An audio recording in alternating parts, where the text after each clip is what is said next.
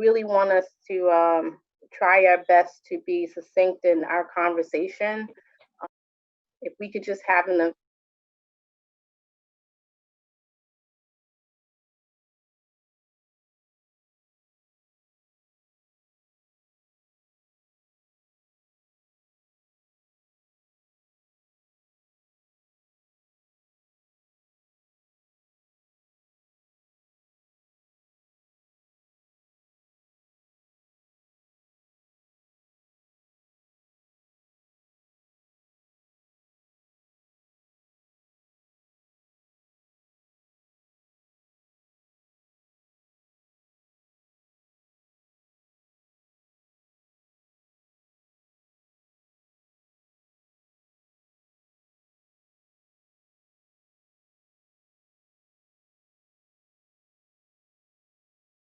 Right, so it looks like we are waiting on, Ashley already said he was going to be late.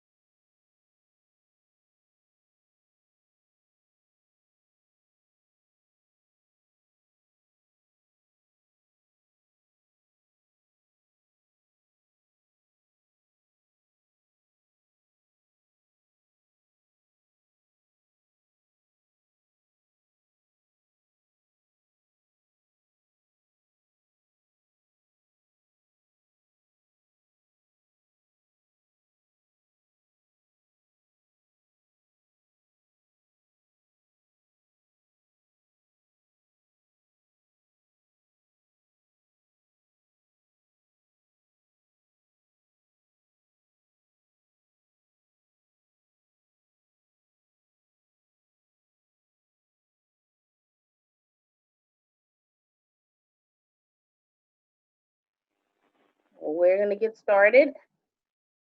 Steve, tell me, I'm ready when you are, Steve.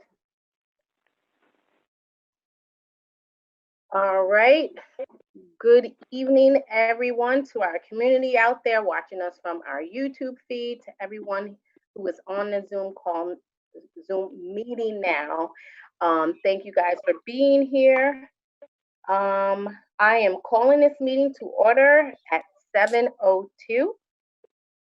A couple of quick things, just so everybody can be aware. Here's number one. We are modifying the agenda, and we will definitely have our public comments before we go into, right before we go into executive session. So please be mindful of that. I'll repeat it again when it's on our, I'll repeat what I'm about to say when we're up to an agenda. We do have Lee F. Jackson here to make presentation. That actually has been postponed.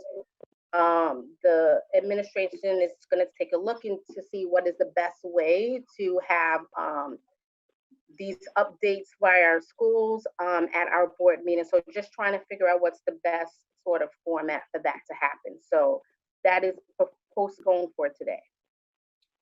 Okay, and then also, I remember a community member asked me a week or two ago about our norms. I know we've discussed it at a retreat one time, and so I was able to find the norms.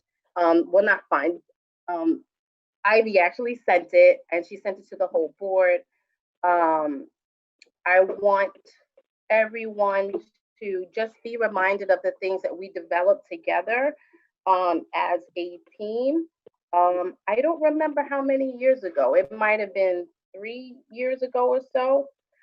Either way, I want us to really pay attention to this. Also for our community, it is under a tab on our board page if you do want to be reminded of that as well. But I did want to, just as a reminder to all of us here, give me 1 second. I wanted to share that. I just gotta pull it back up.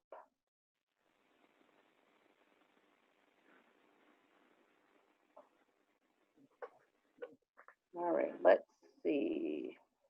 So, all right. So again, these board norms were created several years ago, but this is just for a reminder. One was to refrain from public criticism of each other. Two, avoid communicating one position in private conversation / communication and a different position in public communications. Three, support, not undermine all decisions reached by the board. Four, communicate all decisions to all stakeholders who are affected by your decisions in a timely manner. Abide by confidentiality laws of executive session.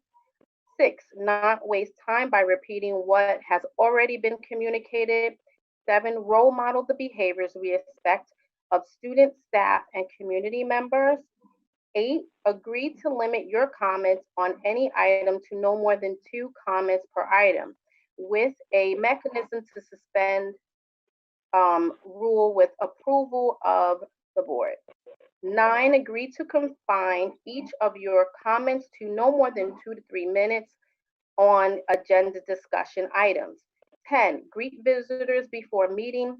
11, treat all present with respect.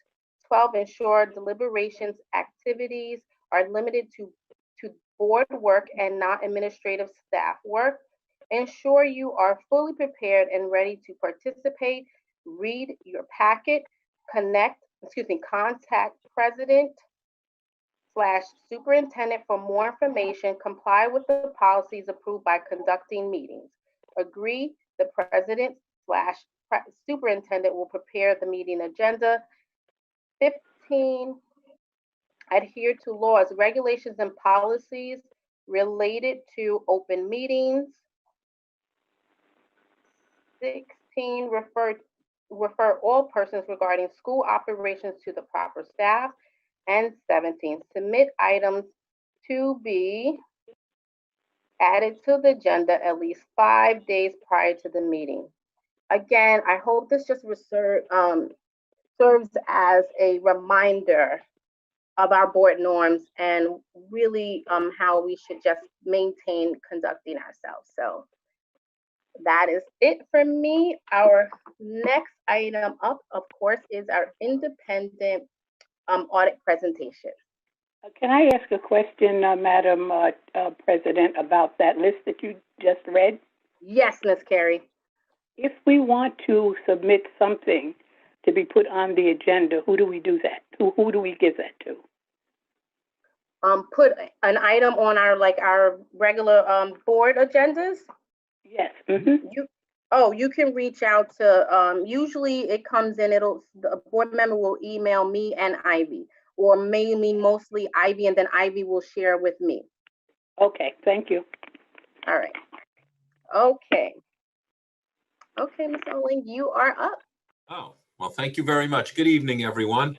Good evening. Good evening. I've been saying at all my school board meetings this year, I hope next year we could actually be together in person and not be looking at the Brady Bunch boxes that we've all been doing for 9 months or so.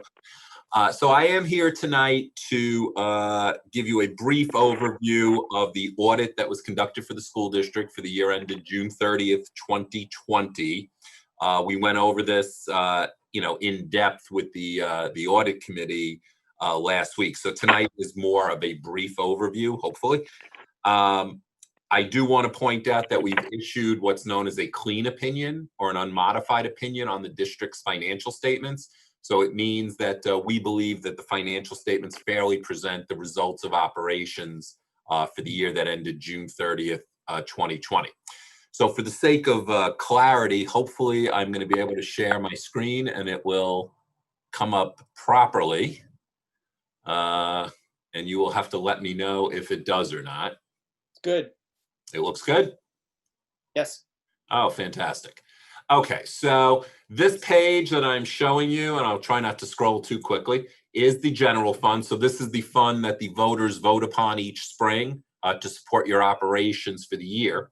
And what this top third of the page shows are the revenue sources that support your operations. The total revenues in both the original budget that was approved by the voters and the final budget with any revisions that occurred during the year was the same amount, about 69.2 million. And you could see that your actual revenues in the third column in total came in at just over $70 million. So over in the variance column, you see a positive number of 874,000. So that means you took in 874 more than what you thought you would. Your primary revenue source, of course, is the levy of property taxes, which actually appears on the first two lines there in revenues. The second line is really the STAR money that comes to you from New York State. But the STAR money is a credit on homeowners' property tax bills. So they pay you less. The state picks up that difference and pays it to you. So between the first two lines, you have about a $61 million overall property tax levy to support your budget. It did come in a little short in the variance column, and that has to do with tax certiorari claims. A couple of the other numbers in revenues that I wanted to point out is the third line that says non-property taxes. That's the sales tax distribution from Westchester County, and you could see that that came in significantly over your budget estimate, over 500,000 better. If you recall, last August, Westchester County raised the sales tax rate 1%.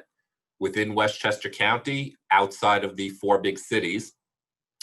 And Westchester County shares its sales tax with all the school districts and municipalities in the county. So because they raised it, you got the benefit of that, and it came in much better than you had anticipated.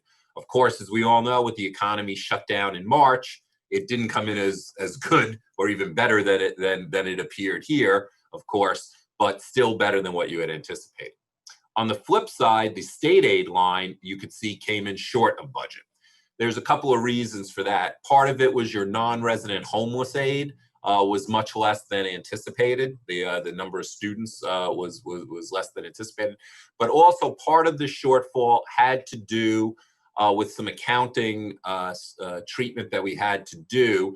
As you all know, the state, as part of its budget woes because of the pandemic, began withholding 20% of state aid allotments towards the end of the fiscal year. So it didn't affect your full 19-20 fiscal year, but certain year-end payments. So between some BOCES aid and some excess cost aid, we had to make you reduce your revenues by about $135,000 that normally would have been in there. But because the money was not currently received from New York State, we cannot let it be reflected as revenue. It has to be deferred. It's not been deemed a permanent cut yet. The governor would have to go to the state legislature to make it a permanent cut. So as of right now, it just can't be recognized as revenue. If the federal government comes through, gets some money to New York State, and the governor can restore some of these payments, that will, hopefully hit you in the 2021 year. So that's revenues. In the expenditure section in the middle of the page, your first set of expenditures are general support expenditures, which are the administrative functions of the district. These costs in the third column there came in at about 8.3 million. So you had savings in the variance column here of about $1.3 million. Most of the school districts I audited this summer experienced the same thing. Of course, with the COVID pandemic and the shutdowns, certain expenses, were not incurred that normally would be. Also, your tax certiorari obligations this year were much less than the previous year, obviously maybe with the courts shut down and so forth. In the middle here, in the instructional category, which are all your main classroom type expenses, you could see that here you also underspent the budget by approximately 1.5 million. You spent about $34.6 million this year. And that was pretty consistent with last year. Obviously, certain costs you were able to avoid this year with the pandemic shutdown, as most other school districts also had. Your transportation costs still came out approximately on budget. However, most school districts I saw with transportation cost savings this year with the schools closed down in March. However, you had a new contract this year with your bus providers, and those rates were significantly increased from the previous year. So you didn't experience the savings that you would normally see. Your employee benefits came in at $15.6 million, which are the benefits you provide all your employees, pension benefits, health benefits, and so forth. Basically, you had an increase in health insurance costs of about $780,000 over the previous year. That was partially offset by reductions in teacher retirement system costs because they lowered the rates this year. So you saved about $272,000 compared to the prior year. So overall, your spending, as you can see, came in at about $65 million compared to a budget of $69 million. So you were able to find savings in the budget this year of $4 million. Again, a lot of that is pandemic-related savings. This line for transfers out is money that is moved to other funds. In your case, primarily the Capital Projects Fund. You moved $1.3 million to the Capital Projects Fund for the mansion roof repair project. The rest of the money represents monies that go to your debt service fund to fund your remaining bond obligation, and to your special aid fund to put up your share, your match of certain grant funds that the district receives. So as you could see, for the year, this number, this $2.8 million number that I highlight, is the difference between your revenues and expenses. Your revenues exceeded your expenses this year, so you've added to your fund balance. Again, most school districts experienced that this year with the shutdown in the spring. So that $2.8 million is added to your starting fund balance of $18.6 million to give you an ending fund balance of $21 million. As I scroll back to the prior page, this is the balance sheet, which is a snapshot of the district at June 30th. And towards the bottom of this page, you see this total fund balance line. That's that $21 million of total fund balance. Fund balance is the difference between your assets and your liabilities. You have assets on the top of the page totaling $29 million, mostly in the form of cash that you have in FDIC insured banks with collateral posted to secure these deposits. You have liabilities in the middle of the page of about $7 million, mostly $2.9 million owed to the teacher's retirement system because they bill you after the year is complete. So your fund balance, even though it looks like you have $21 million, is really broken down into 4 different pots. And for that, I am going to scroll up, hopefully, a couple of pages earlier. And I'm sorry if this gets anybody dizzy. And we're going to see the breakdown of the fund balance. We're almost there. Here we go. This is why I hope we get back to the real world soon. So on this page, you see a more detailed breakdown of fund balance. I'm looking at the first column here all the way to the left of the page here, the general fund. So again, here's the $21 million in total fund balance. If we start at the top, and I cut it off a little bit here. Let's see. Oh, here we go. Everybody can see that? Mm-hmm. Okay. So the fund balance is broken down into these different pots. $822,000 is set up for advances. There's a couple of grants in the special aid fund where the state has not come forward with the monies yet. So the general fund put up the money. And so we set that aside and say you can't use it because you fronted the cash for some of those grants. The biggest portion of your fund balance, $15 million, so basically 75% of your fund balance is in these restricted categories. These are restricted under general municipal law or education law, all through Board of Education approval. So none of these can be set up without Board of Education approval. Your largest one is the tax certiorari reserve. You have $9.6 million set aside to deal with tax certiorari claims. This district gets hit with a lot of tax certiorari obligations. There's a lot of claims out there to get assessments reduced, especially on business properties. So this money is there, and other districts that don't have this reserve sometimes have to go out and borrow monies to pay this. So you have your own reserve to fund those. Another big one is this retirement system contribution, 1.4 million.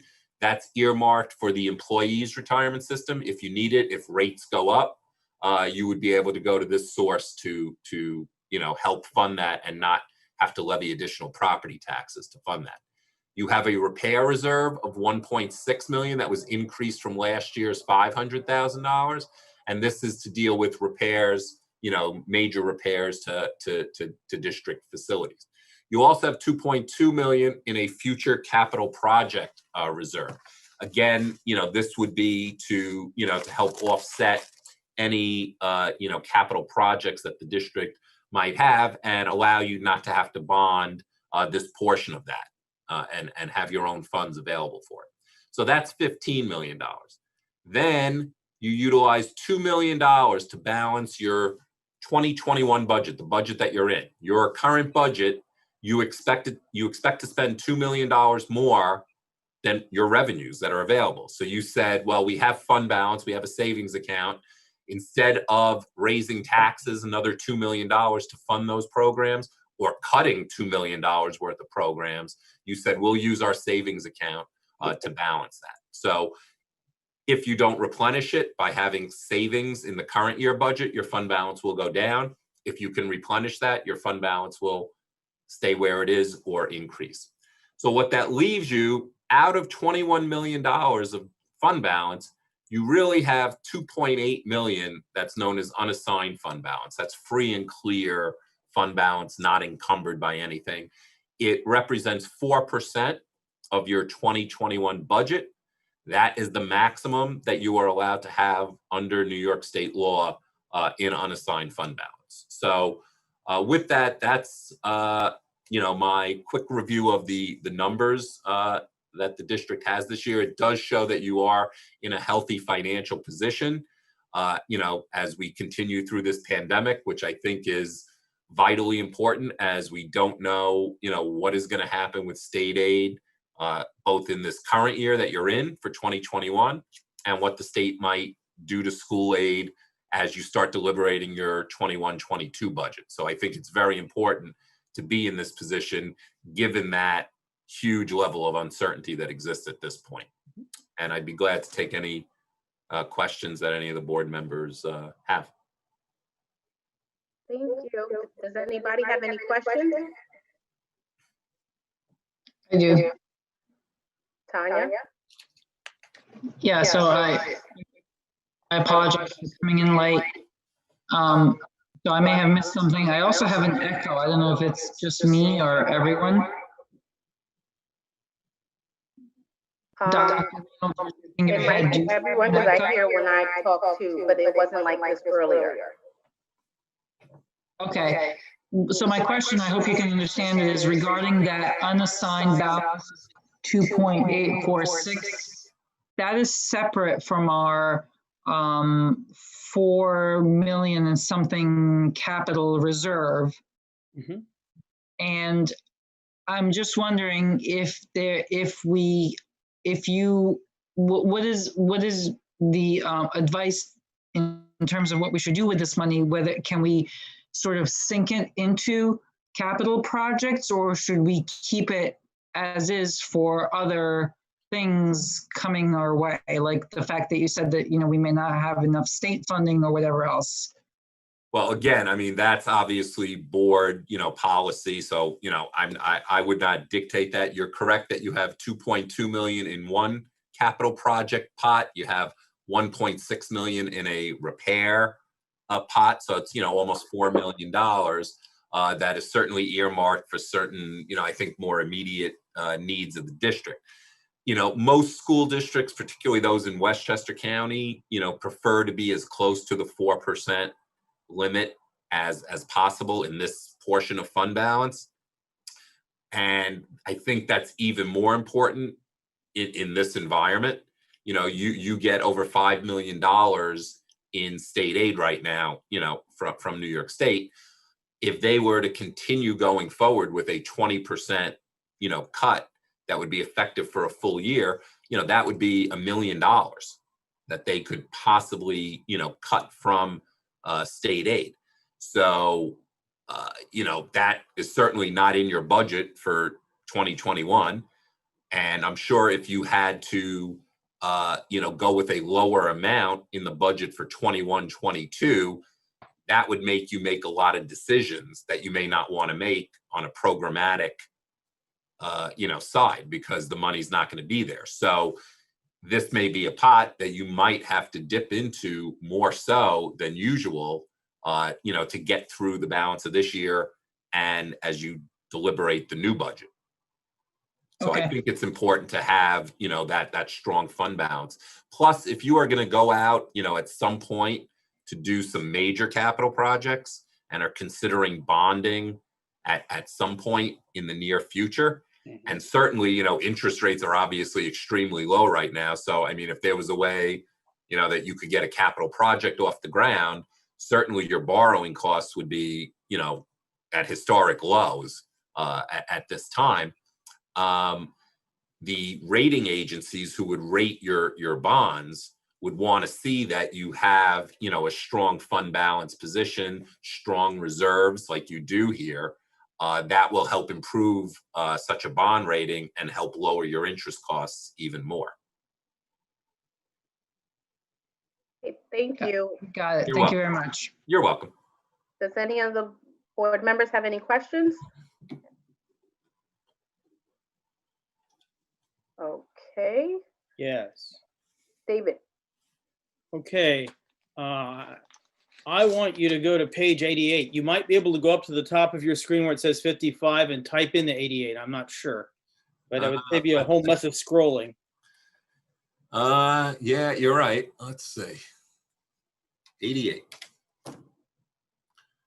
And it got me to, oh, you mean actual page? Do you mean actual page number 88?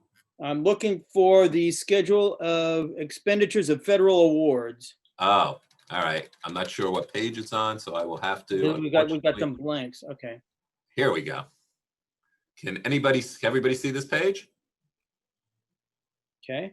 So Okay. I want you to just kind of go over it in general and then tell me, does everything in this get funneled into the general fund and then parceled out into other funds, or how does the system work when they Okay. come into it? So what David's referring to here is something that's called the Schedule of Expenditures of Federal Awards.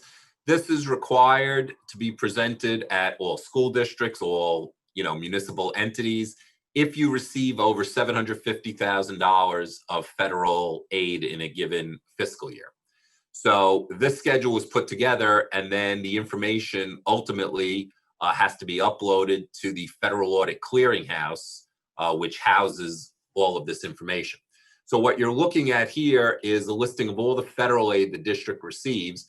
The first group is basically the school lunch program, and that is accounted for in the school lunch fund. So that is not any part of the general fund. So there's $668,000 of federal assistance this year in the various lunch and breakfast programs.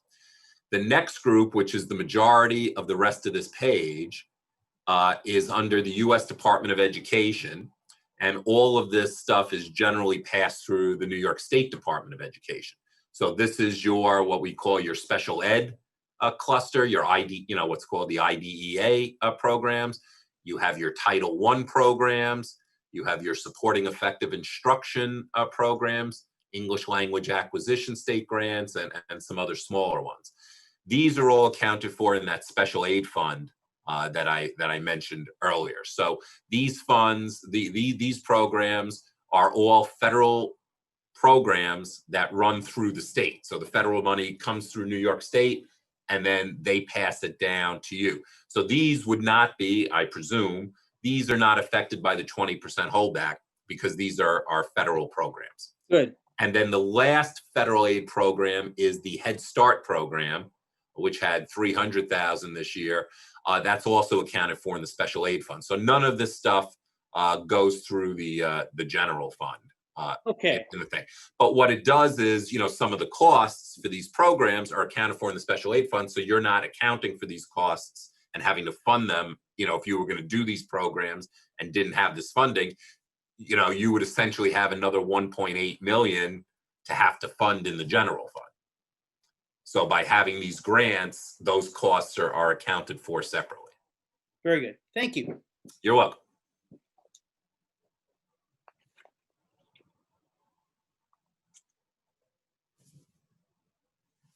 Okay, so are there any other questions? I will say this, Hal, with the screen sharing, I can only see 6 of us, so I can't see if, Harry, if you have a question, Tracy, Miss Cora.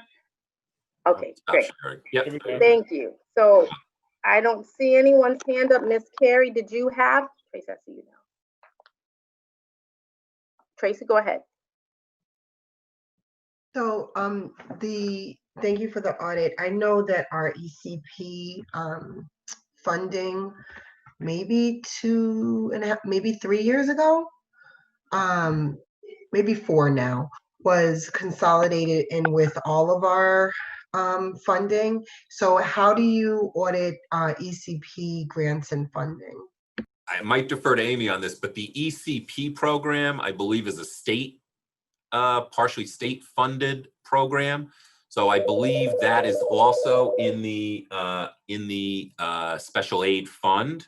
So again, those costs are not part of the general fund's budget, if I'm saying that correctly, Amy. Yes, that's correct. Scott, yes. But I just saw the Head Start on the screen, which was the 94,000, which made me ask about ECP. Well, the Head Start, anything on this schedule that we just went through that David asked me to go through here on page 88, these are just federal programs.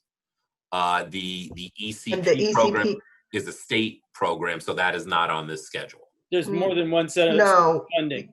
Yeah, I was gonna say we have Head Start students. And I'm sorry, I can't hear you. Head Start's part of it.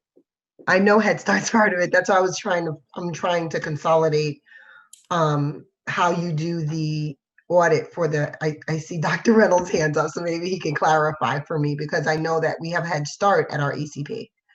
My understanding is correct. What you might be referring to is the UPK grant. So the UPK grant was folded into our general funds, and Head Start is a federal portion that cannot be folded into the general funds because it is not from a state entity. So that's why that's separate, and that's why that's reported separately. Thank you for clarifying.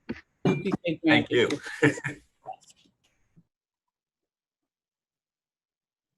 Amy, I didn't catch the last thing you said. No, I was just stating that the UPK grant is a state-funded grant. Okay. Thank you, Ms. Moore. Thank you. Miss Carrie, I didn't get to hear you. Did you have a question? No, I have nothing.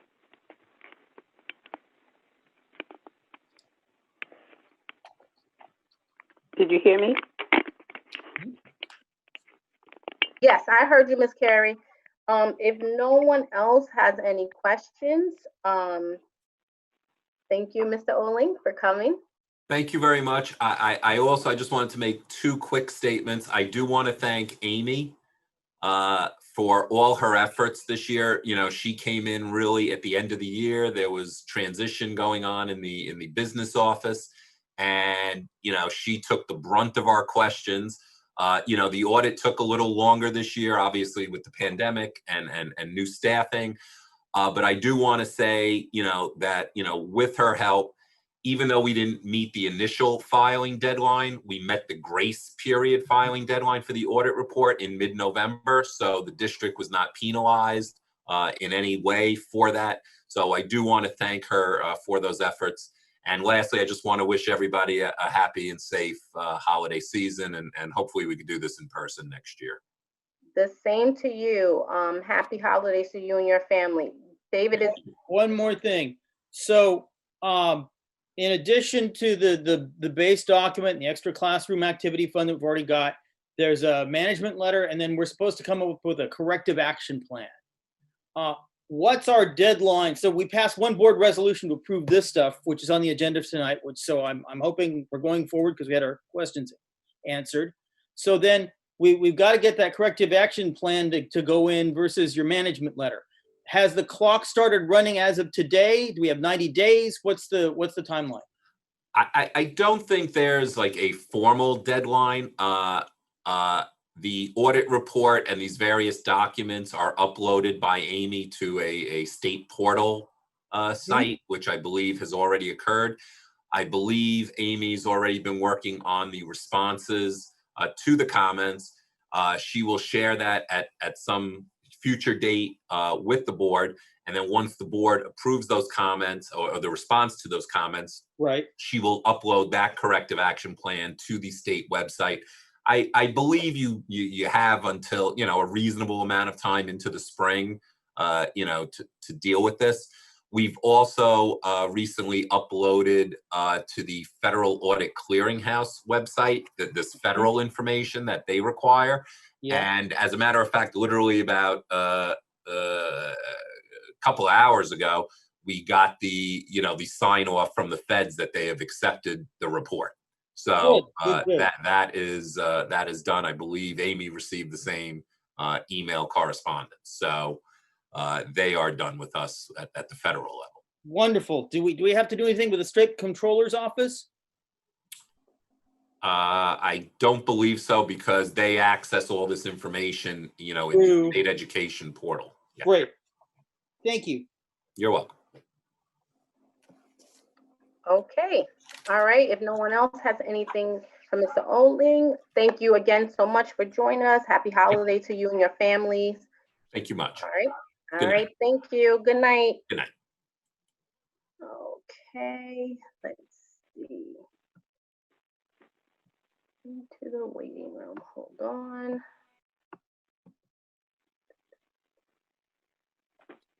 All right. Tracy, who's the first person on our list? Okay, let me pull up the speaker list now. First person on our list is Pamela Davis on the PTA Council. Let me see.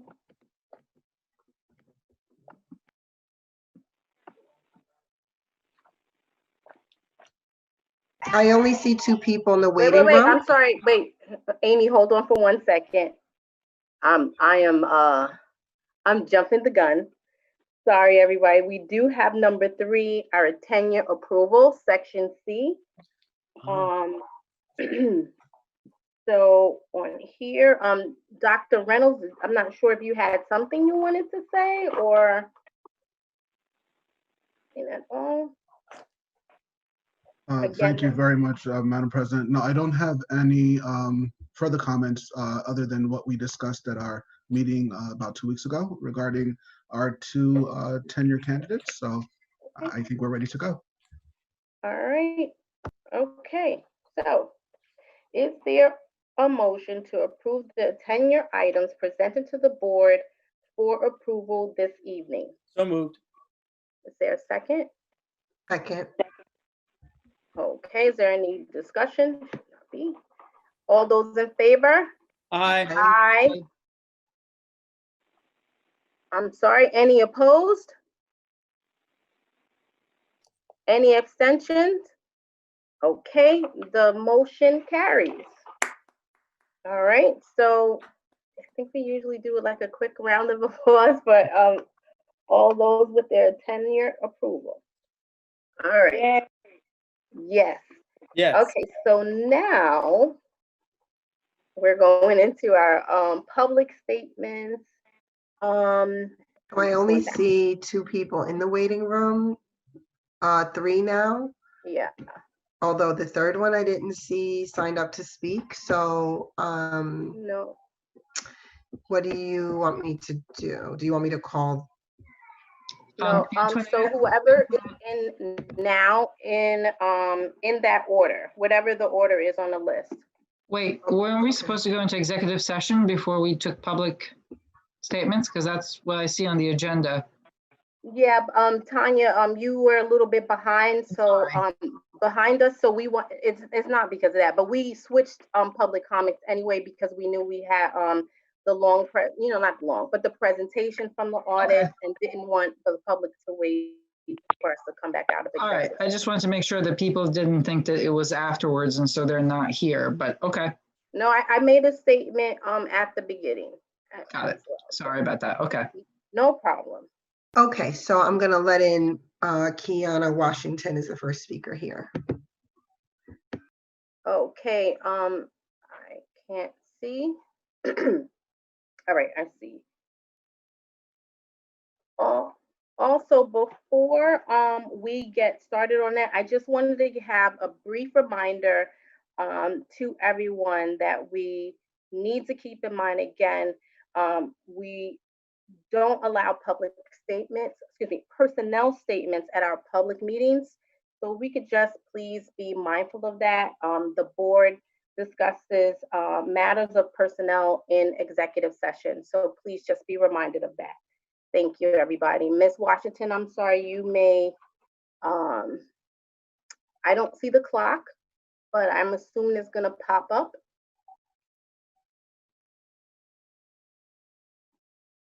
Okay, I don't see a clock, so I'll use my. Wait, there it comes. Okay. All right, Miss Washington, when you are ready. Okay, good evening, everyone.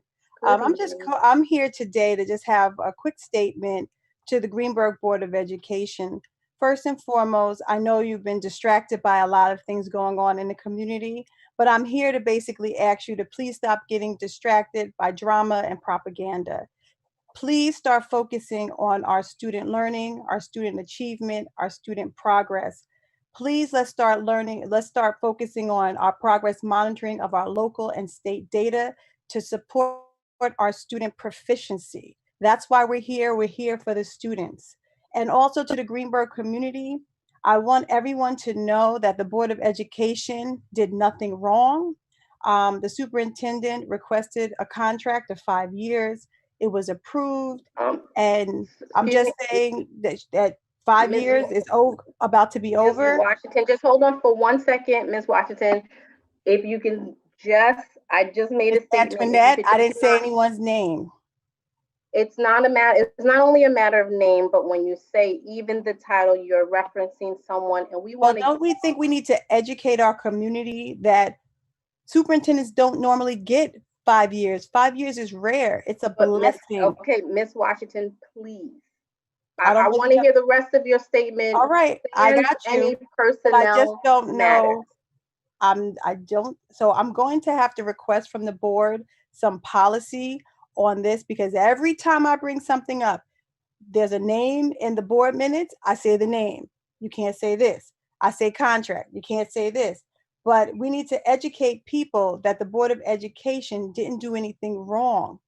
Actually, everything is going the way it's supposed to go. That's all I wanted to say. And then I wanted to ask Dr. Reynolds, is it true, Dr. Reynolds, that Greenberg is under review by the state for the 2018-2019 data from grades 3 through 8?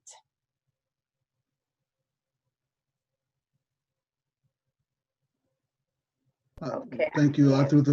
Through the president, if I may. Yes, please, Dr. Reynolds. Thank you. Good afternoon, Ms. Washington. To my knowledge, that information has not been placed on my desk. I do have to go back and look at the records. I know that all state reviews have been put on hold by the state due to the pandemic. So I will research that and I will have that information forwarded to you. Okay, thank you, Dr. Reynolds. I appreciate it. All right, well, that's it. Thank you. Thank you. Thank you, Ms. Washington.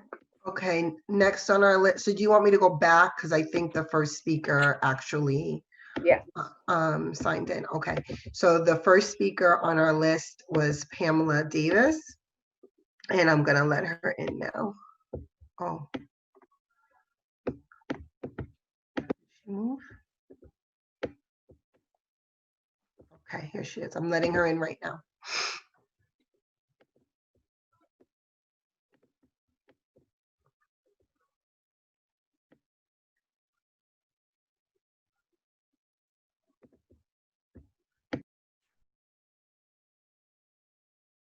It just says joining. So I'm not sure if you want me to move to the second person.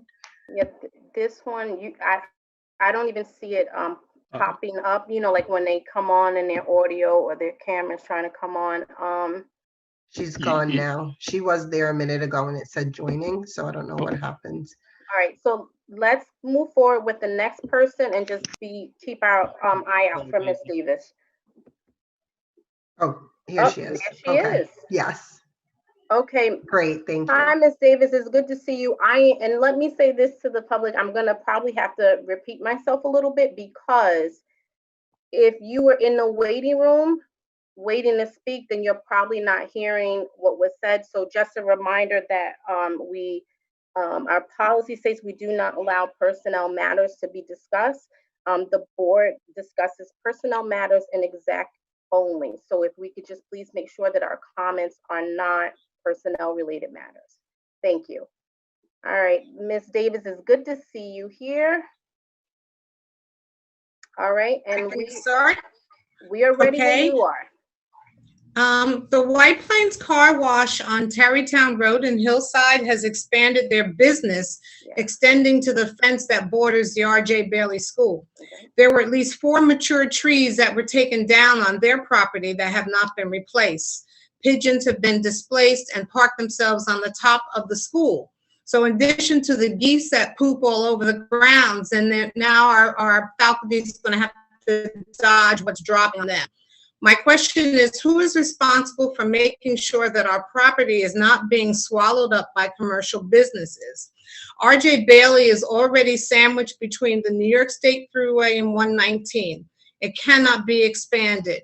We have carbon emissions that you can smell from the trucks and the cars that travel all day long, even though there are trees behind the barriers.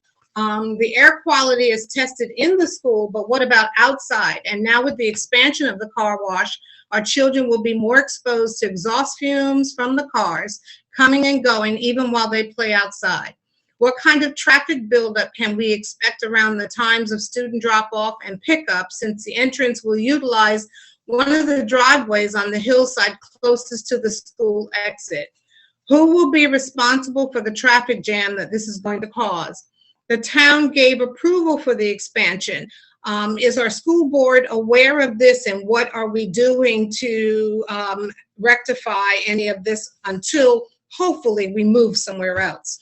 I know that there are some that want the school, but to be in the community, but there's no opportunity for R.J. Bailey to expand, but commercial businesses continue to take over the area.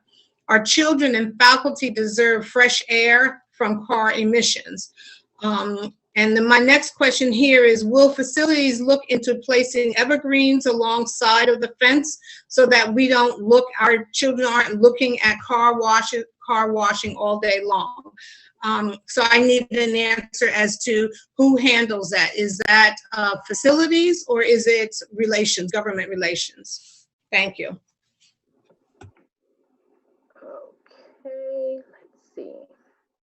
All right. Thank you. Well, I see Terry's hand is up. I will say, Miss Davis, I know I'm not sure. So I know I will have to get back to you on that. Terry, do you have something to add? I actually had something to add when the first speaker spoke. So thank you for calling on me. The only thing I'm sorry, Terry, I didn't see your hand. I apologize. That's okay. That's okay. Nothing. No insult taken. So the first speaker referenced a 5-year contract. I'm just making a statement of fact. There was no 5-year contract. The superintendent's contract that expires in this coming June was a 3-year contract, and there was no request for a 5-year contract. We've been advised, certainly by previous council, that we should not enter into a 5-year contract. And that was just a misstatement of the fact that there was no 5-year contract and there was no request for a 5-year contract. Thank you. Okay, should we go with So is anyone addressing the questions that I have? Oh, I'm sorry, Miss Davis. No problem, Ms. Davis. So one, Ms. Davis, like I said a few minutes ago, I am not sure, but I will get that information for you in regards to who's responsible for like addressing any encroachment from commercial businesses. Am I correct? Right. They actually have a fence. We have a fence that barriers that. But now that they've taken down those trees which sequester carbon and they put up foundations for lights, it really is hurting our property. And so, I mean, we're very concerned about what happens inside, but it just seems like when it goes to what's happening on the outside of our property, our kids are outside as well. So I really need to have some answer on that. So that I just have a question. Yes. Pamela, were those trees theirs technically or ours? I mean, yes, it is on their property, Tanya. Thank you for asking. It's on their property. They've taken that down, which is their property. Now, I don't know regarding Greenberg town of Greenberg did pass that's what I'm thinking, yeah. a law, but it doesn't become effective until next year. So, right. I mean, if they're trying to get in before that, that's what it looks like. However, we'll be smelling those fumes, even though they've taken down and have met the criteria. We, on the other hand, because I looked and I've been taking pictures of this, have looked at their property, our property, and we have the space to put it. But I do think that maybe the town needs to come up with some money for that, as well as the car wash for what it's doing to our property. So Antoinette, I don't know, maybe the facilities committee can take up this issue because it seems to be a facilities issue. And definitely maybe we should reach out to the town because, planting trees, especially larger trees that would provide immediate blockage is not inexpensive. So, I mean, I agree with Pamela that it would be nice to have that barrier back for both aesthetic and health reasons. So, David, do you think that we should take it up? I mean, I see your hand is raised. So if you're talking about just what we do on our property, then obviously that's a facilities committee thing. If you're talking about trying to get the town of Greenberg to pay for it, that's where it gets dicey as to who goes after it. So certainly in terms of putting trees up on the RJ Bailey lot, we can go after that. Just like we went up to the sprinkler issue at RJ Bailey, and it took us a long time when we finally got there. Sure. So let me also say this, David, it takes a good 3 to 4 years to even for a tree to start to sequester carbon. So we're not looking at something that's going to be very cheap. It's going to be costly. Okay, thank you, Ms. Davis. Okay, thank you. Madam Chair? Yes, Ms. Carey, hold on for a sec. So Pamela, we're going to reach out to see who would address it so you can know that. But thank you for bringing this to our attention. Thank you. All right, Ms. Carey. Yeah, usually the town reaches out to the community that is going to be affected by a change. And it seems very strange they did not send any communication to the school board since the school is so close. I'm sure they've had public hearings on this. And if we were not contacted, I think it would be a good idea if we made it very clear to them that anytime something like that happens around about our school communities, we want it to be known so that we can maybe attend hearings and give our particular feedback on what we feel should be happening.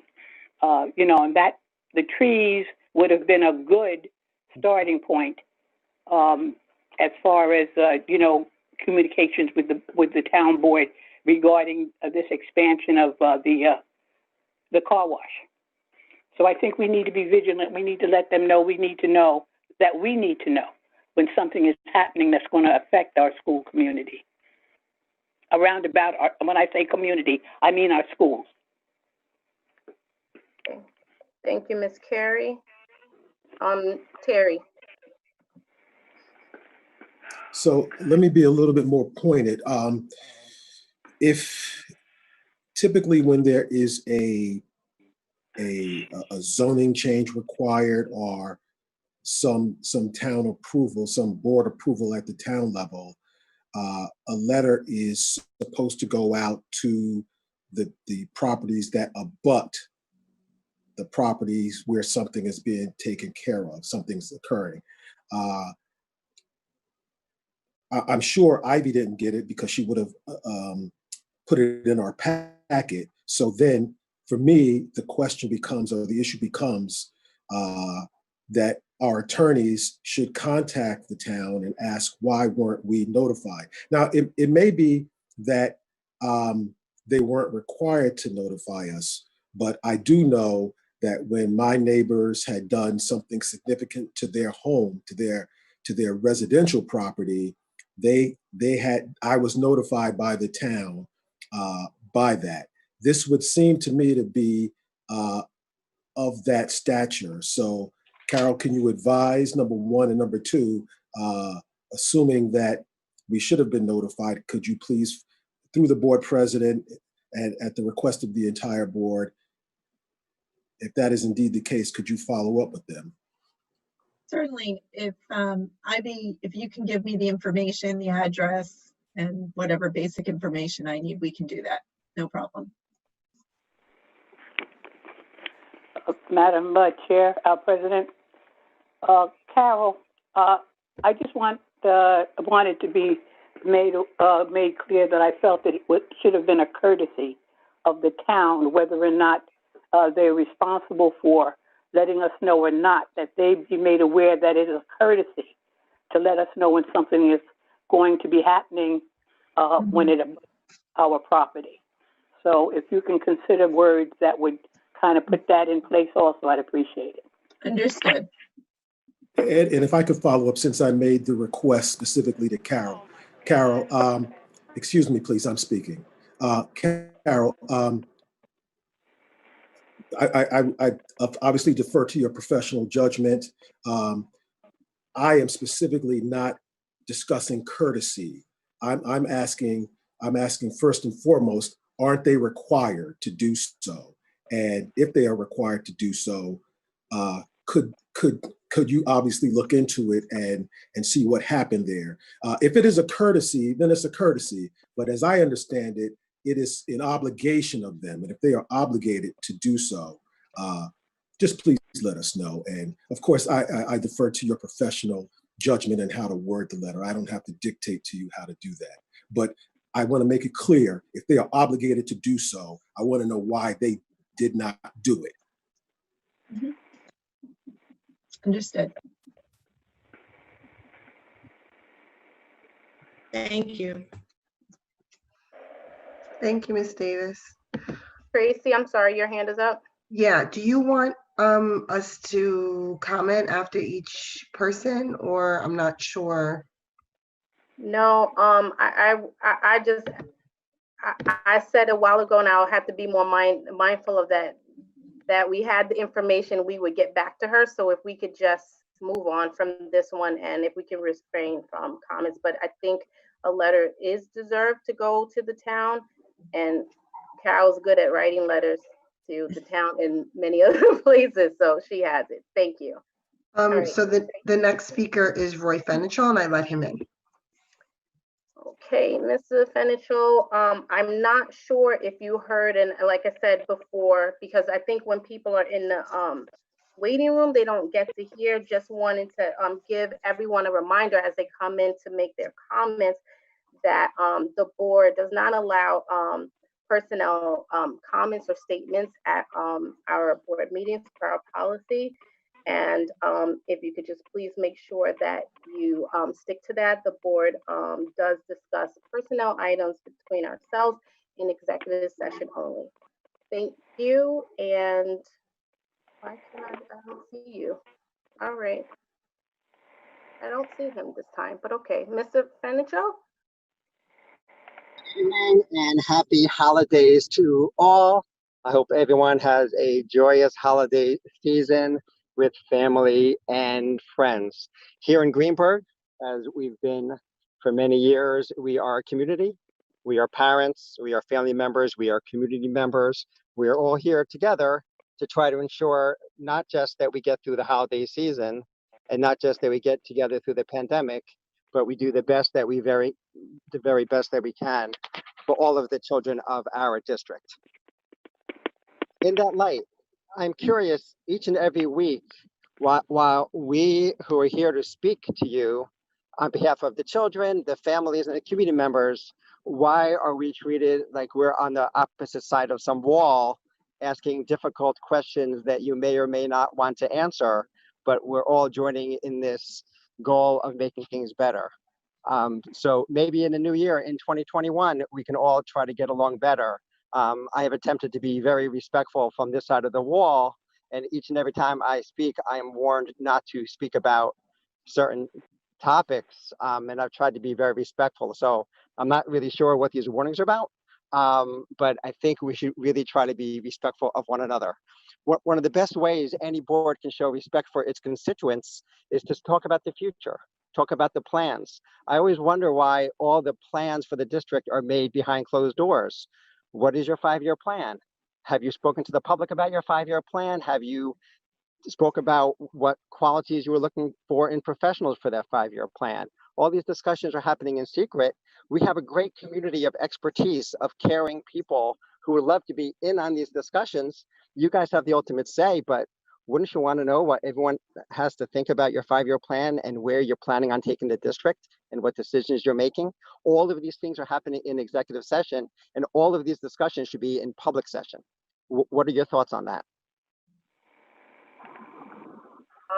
I believe your time is up, Mr. Financial, but I would say, Financial, I would say, I don't remember having, at least as long as I've been on the board, I don't remember having one executive session discussion about our 5-year plan. I do remember us engaging the community in developing the 5-year plan. So that is something that we have, again, in my experience, we have done so. So all the things and the topics and the items, I'm sorry, Mr. Seneschal, if you could please, all the topics that we are allowed to discuss in public, we discuss in public. The personnel matters that we discuss, that only is discussed in executive session. And just to let you know, I didn't only say it to you when you came in, but I said it to each person because I know that when people are waiting in the waiting room, they can't hear, you know, that message that we provided. So it wasn't just to you. So I apologize if you thought that was the case. To everybody to tell us what to talk about. But where is the 5-year plan? Can you direct me to where the 5-year plan has been discussed in public? Mr. When I ask questions, you say that you discussed it, but I can't find it in the minutes. I have answered your question. It is something that we have done. There are people in this room, there are people watching us that participated in those discussions. Tracy, I see your hand up. Are you? I know Mr.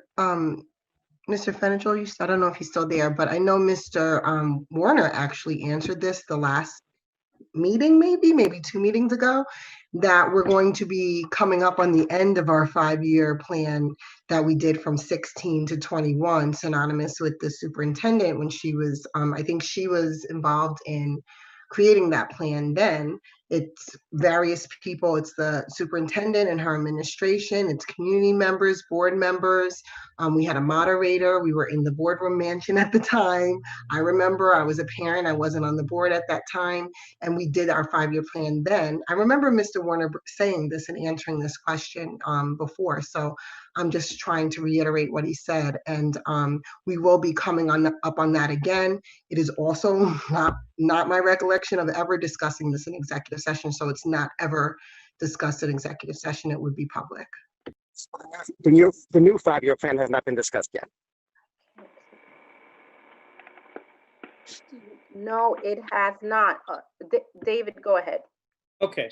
So basically what is going to happen and what will happen in a board retreat, at least that was what was suggested earlier this year, is that we would we would discuss the process a little bit at a board retreat. That is, oh yeah, it's time to get that committee together. How are we going to canvass the community to bring people in like we did 5 years ago and set a new set of goals or modify the ones that we've got? But the content won't happen there on the board. I think you're making my point. Mr. I would Fenichel, ask that can you please not? to give consideration to discussing this with the public before the time is up, before the personnel changes are made, before we have a new 5-year plan. You know, give us like some heads up, include the community. This is what I've been Mr. begging for Fenichel, months. I don't think that, so I'm going to ask you to stop for a second. I don't think that you're listening. David is saying that we are going to discuss what is the way to bring the community in to participate in this actual process. He's saying that this process, as the last one did, had a variety of cross-section of our community. That is going to be the same way. We're just going to discuss as a board what that may look like. That is it. In regards to, do we get another consultant to come in? All of those details that needs decisions to be made. But thank you. That is a focus of the board. The next speaker on my list is actually Amy Wang. So let me let Amy in now. Hold on. Okay. She should be on soon. Okay. Hello, can you hear me? Hi. Yes, Amy. Hi. There you go. All right, Amy. Just as a reminder, I reminded everyone that's coming because you may not hear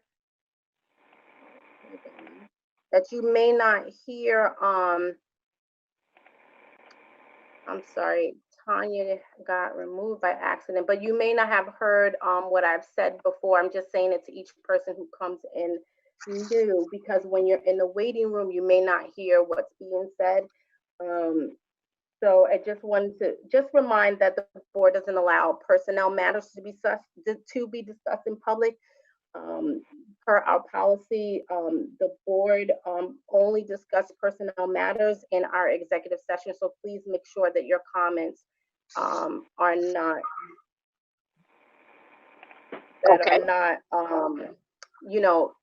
personnel related matters. Thank you. Understood. Thank you. Okay. Should I start? Yes, you're free to start. Go ahead. Oh, okay. Well, good evening. Happy holidays, everyone. Actually, before I go forward, I think Ivy sent out an email that says after or right little bit before 8. So I know you guys started earlier. So it took me by surprise. I'm still driving. So I just wanted to note that. That being said, I tuned in a little bit after, and I just want to get an answer so that I don't keep wondering all night. Ms. Washington has asked about, is the district under review or something? What was Dr. Reynolds' answer to that question? That's number one.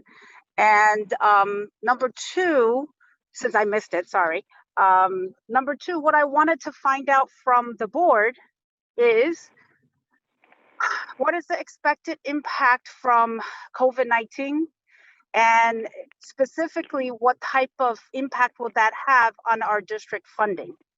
I do know that other districts are starting to talk about budget for 2021.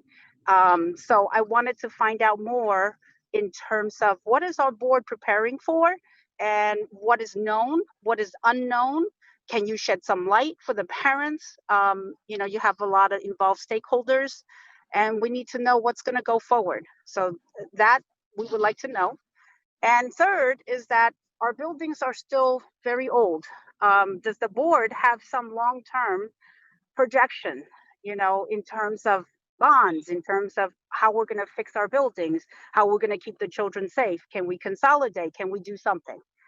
That's what I wanted to find out from the board, because you guys, are in charge of the district, and wanted to know, have you had a chance to talk about that? Because these are actually very important items that we have grappled with for many, many, many, many, many years. Okay, thank you, Amy.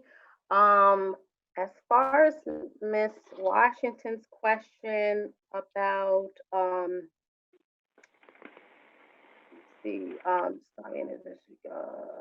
focus on student proficiency, and if we were under investigation for grades 3 to 8, Dr. Reynolds was not aware of that. He said that it did not come across his desk in any manner at this time, but that he would look into it and get back to us on any information he can find. Dr. Thank you. Do you have anything else, or did I get that about right? All right, I got it about right. All right.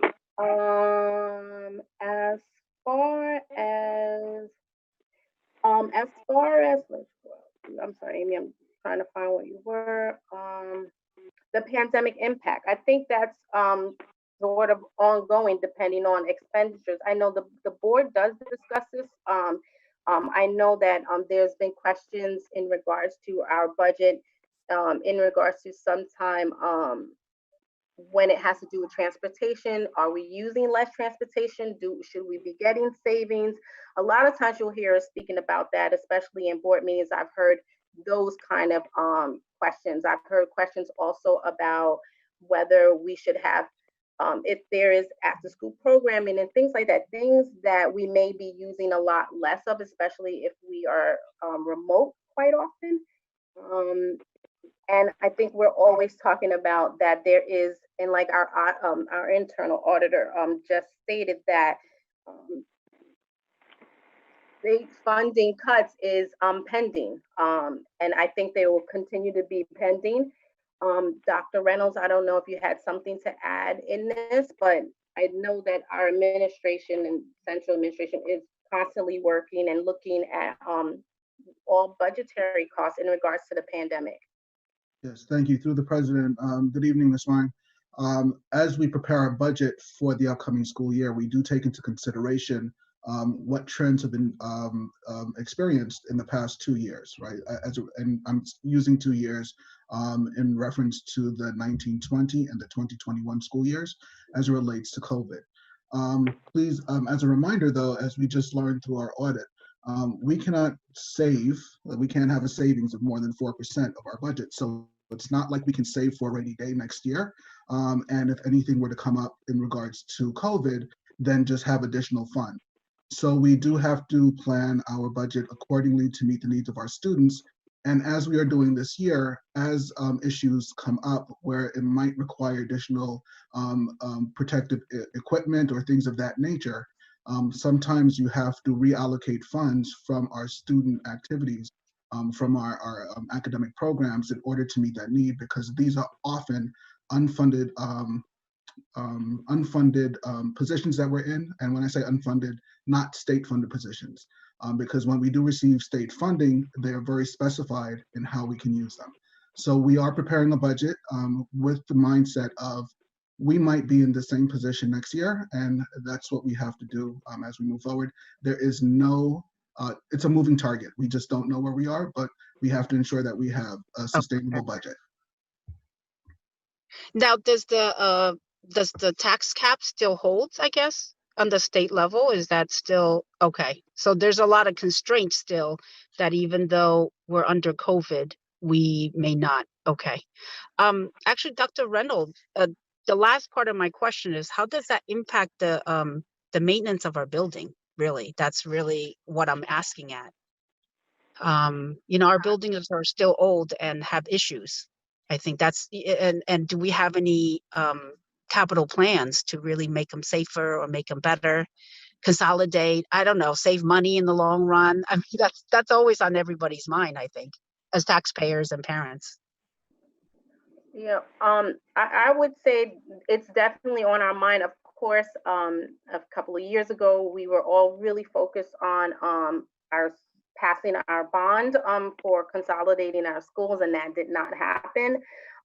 We're still focused on taking care of our buildings. Of course, right now, and you guys know, the focus has been on making sure that our schools were safe for students to start school and continue school for the rest of the year. So I think that will still be the focus as far as capital projects and bonds.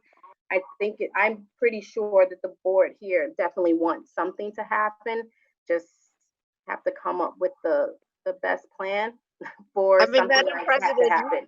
David, you and I have been, I'm sorry, you and I have been in the district. I think we just about can't. the same time.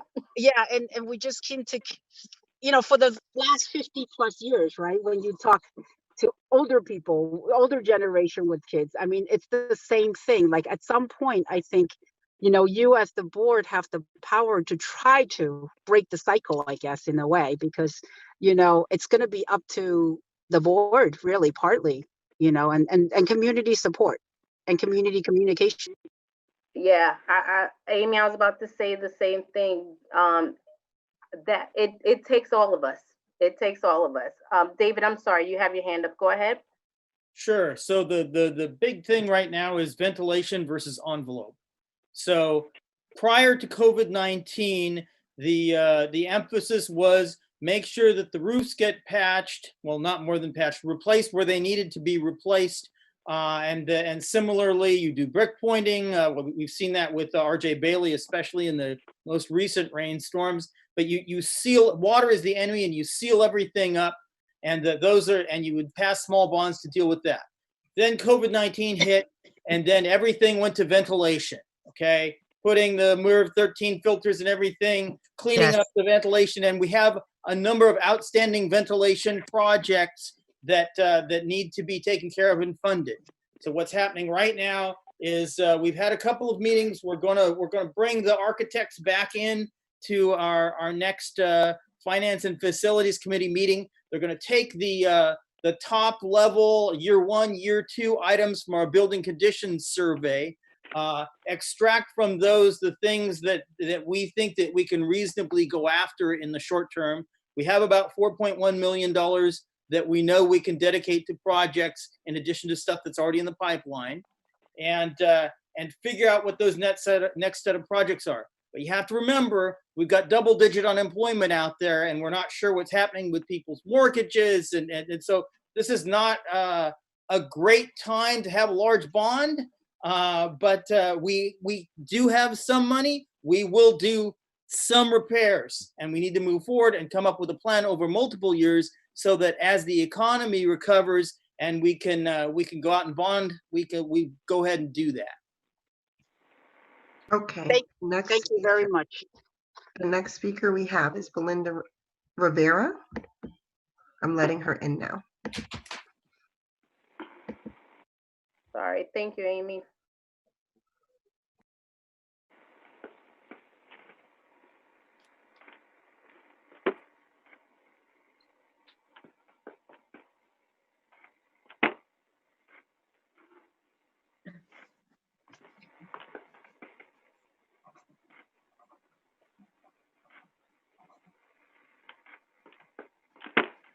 I see she's here, but okay, here she is. All right, Belinda, can you hear me? All right, can you hear me? Yep. All right. Did you hear my message that I've been sent? You did hear it? I did. Okay, thank goodness. All right, go ahead. Okay, so good evening, everyone. Happy holidays. I hope you're all doing well. I do just want to make a couple of comments about Dr. Chase. I'm not asking any specific questions, but I have also been in the district a very long time. Both of my children graduated, class of 2016 and 2020. And, I have seen a lot of the great improvements that Dr. Chase has made over her time in our district. Can you hear me okay?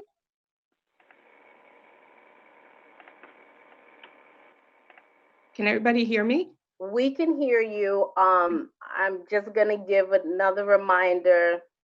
I'm not gonna say anything. I just want to give you some feedback, okay? I'm not asking anything, but I just think that the board should really be aware. There are a lot of very concerned parents, and I could, not really pay attention to this because my children are out of the district now, but there are a lot of parents with young children that are just starting or, on to Bailey now and see the improvements that she's made. And I guess everybody's just really, more concerned about the lack of transparency. She, she received very good evaluations. Everything seemed to be going well. Belinda, I'm sorry. I'm gonna have to stop you because we don't discuss personnel matters, which includes anyone's evaluations. Okay, so I'm not asking for any feedback. I'm just trying to give you, some more perspective onto what some of the parents are thinking. They are very upset by this decision. And I guess my whole point of just wanting to speak out tonight is to just for the board to be really aware. I mean, transparency is very important. Everybody pays a lot of taxes to live in this town. It is not a cheap place to live, as we all know. We all care about our schools. We care about our children. And I just think when these kind of decisions are made without more information going out into the community, you really risk the community losing faith in the board. And I don't think that's anything that anybody wants. So again, my whole goal is just to reiterate from what I've talked to a lot of people personally and have just seen online in the various groups. A lot of people are very upset about this. And I just feel that if there's more information for big decisions going forward, you would have more community support, or even if they didn't agree with the decision, they would feel more informed as to why it took place. Okay.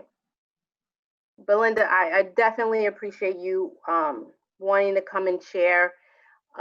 But again, personnel matters are matters that are discussed by the board in executive session. We don't discuss it in the public. And right, again, I'm not, so. Antoinette, totally understand. I'm not asking, for you guys to answer my questions. I just want you to be aware, it's not like there's some drop off now that a couple of months have passed. People are still very concerned about this. And, we have a great little community here. I mean, I think, we've gotten a bad rap for whatever reason, our district over a long time. And then the last few years, I feel like our reputation has really improved. And a lot of parents see that. And they just want some feedback as to why this decision is made. That's okay. Thank you, Belinda. All right. Thanks, everyone. Have a good night. Happy holidays. Good night and happy holidays to you too. Terry, I see your hand is up. Yes, thank you. I have a question for Carol. Carol, we obviously cannot discuss personnel in public, but the last speaker referenced Dr. Chase's evaluation, which is a public document. It has been redacted and obviously is public. Can you not discuss something like that is a public document? Dr. Chase's evaluations are not public documents. They are part of her evaluation, and whether or not something can be requested through FOIL does not make it public. It just means that it might be accessible through FOIL, but it is not a public document and should not be discussed in public. So when speakers come on and they make a statement, it has the same ability to impugn a personnel, one of your employees, as much as if the board responds or makes comments. So what the board needs to hold to is that community members cannot raise or discuss personnel, and the Board of Education cannot respond and discuss personnel.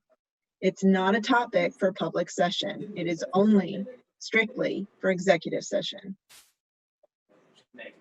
Thank you. Okay, our next speaker we have is a Pastor Richards. I feel like there was a longer name on the other form. Hold on. I'm going to let him in, but I just want to double check the list. Yes, Pastor. Okay, Reverend Dr. Leroy Richards. Antoinette, can you see me, hear me? I'm on my phone now because I can't get in through my computer using my various emails. Am I in the meeting? We can hear and we can see you. When I went to remove the other person, when I clicked them, their screen, they had beat me to it, but I accidentally hit yours, so. Okay, well, I'm on my phone now. I can't get in through my computer anymore, regardless of what email or browser I use, so. Okay, but we can hear and see you fine. Thank you. Okay. Dr. Pastor Richards?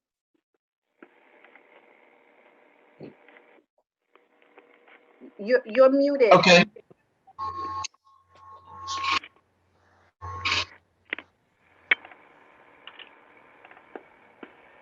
Okay, Pastor Richards, we're ready when you are. Pastor Richards, did you hear the opening statement I had been saying to other members as they came to, share their public comment? No, I just got brought to the forum a couple of seconds ago when you were speaking to that other lady. Okay, so just a reminder that the board doesn't allow public, personnel comments or statements to be stated at our public sessions. Only the board discusses personnel matters in executive session, so no personnel matters are allowed to be stated or shared by the public at our meetings. Okay, do you understand? I'm not sure how to understand that. So any matters related to an employee, a contract, anything to that nature. And our lawyer actually just clarified any statements relating to any evaluations either of any of our employees. Okay. But if you do, when you talk, if you do start to say something, I will politely, interrupt to say, you're not allowed to say, that, okay? Okay, I think I was going to make a statement relative to that. So I will be careful in my comments so that I do not go out of the lane, so to speak. Okay. But, I do have a comment to make with regard to Dr. Chase. Yes. But I will. I'm gonna say I will be careful in my comments, and you can make the judgment.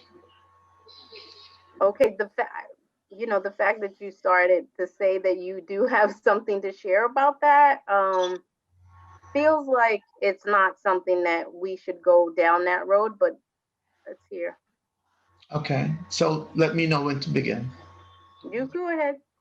Okay, first of all, I want to thank you for the opportunity to speak to the board. I've been a resident of Greenburgh for the past 41 years, and so I've been around a little while, and I'm also a pastor of a local church. I wanted to, first of all, acknowledge the honor that has been conferred on Dr. Chase by State Legislator Andrew Stewart Cousins. I think that's quite public knowledge because of the great work that she obviously is perceived in her. Now, I noticed this on YouTube. It's dated December the 11th, 2020. So I don't know exactly when this honor was conferred. It sounds as if it might have been recently. And contiguous to that is a statement made by Ms. Claudia Glasser on that same occasion when the board recognized it, and she identified the work of Dr. Chase as innovative and extraordinary leadership beyond Greenburgh. And I love the statement that she made for its literary quality, but I'm sure she made it with quite deliberateness. And she said that Dr. Chase's honor and her work reflects global district awesomeness. And so it tells me that Dr. Chase's work has been well recognized in the district and outside the district. And so Pastor Richards, I'm sorry, your time, Pastor Richards. Hi, Pastor Richards, your time is up. Thank you for joining us and sharing your comments. Thank you. Have a good evening. You too.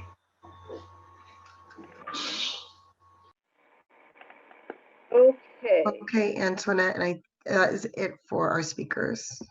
Okay, thank you, Tracy.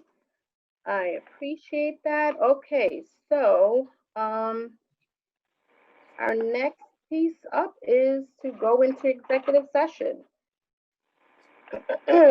So can I have a motion to adjourn to executive session to discuss the employment history of particular persons being considered for board action this evening and to meet with the school attorney under attorney-client privilege? So moved. Is there a second? Second. Any discussion? All those in favor? Aye. Aye. Any opposed? Any abstention? The motion carries. We are now in executive session or going into executive session. Okay. All right. Steve Laser, I will try to Hold on one remember. second. I'm just making you host right now. Hold on. No problem. I will try to remember to give you a little bit of a longer heads up when we're getting ready to come out. Okay. All right. You have it. You ready? Okay. Let me see. Oh, wait. Cancel that. Let me try this again.